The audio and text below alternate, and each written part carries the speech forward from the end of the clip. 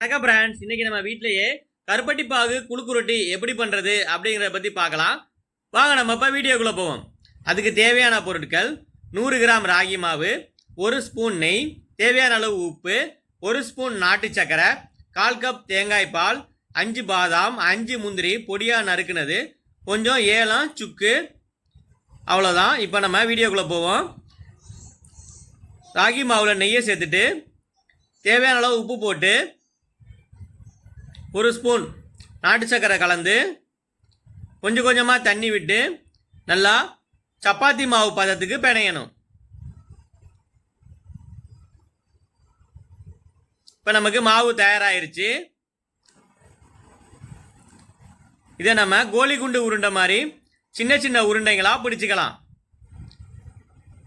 நாங்கள் சின்ன குழந்தையா இருக்கும் பொழுது இதை தான் குலோப்ஜான் அப்படின்னு சொல்லி எங்களுக்கு கொடுத்தாங்க. பாருங்கள், இப்போ நமக்கு உருண்டைகள்லாம் தயாராகிருச்சு. இட்லி பாத்திரத்தில் அடியில் நல்லா நெய் தடவிட்டு இந்த உருண்டைகளை சேர்த்து நம்ம வேக வச்சுக்கலாம். சுமார் ஒரு 5 நிமிஷம் நல்லா வேகணும்.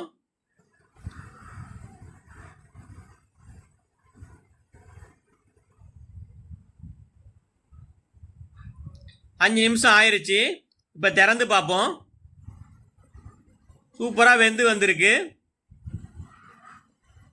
இப்போ இதை எடுத்து ஓரமாக வச்சு ஆற விட்டுறலாம். அந்த டைமில் நம்ம கருப்பட்டியை பாகு மாதிரி தண்ணியில் கரைச்சிக்கலாம்.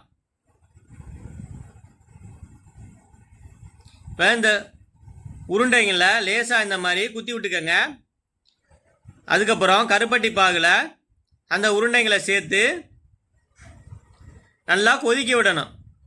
ஒரு 5 நிமிஷம் நல்லா கொதிக்கணும். அடுப்பை லோ ஃப்ளேமில் வச்சுக்கோங்க.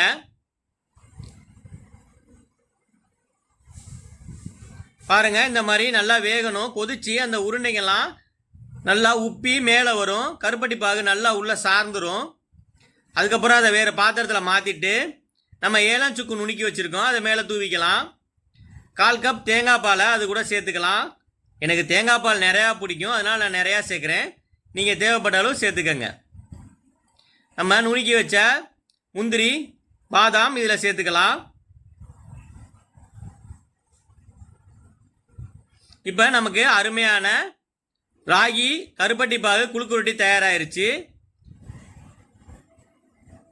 புது புது டிஷ்களை பார்க்க நம்ம சேனலை சப்ஸ்கிரைப் பண்ண மறந்துடாதீங்க. நன்றி ஃப்ரெண்ட்ஸ்.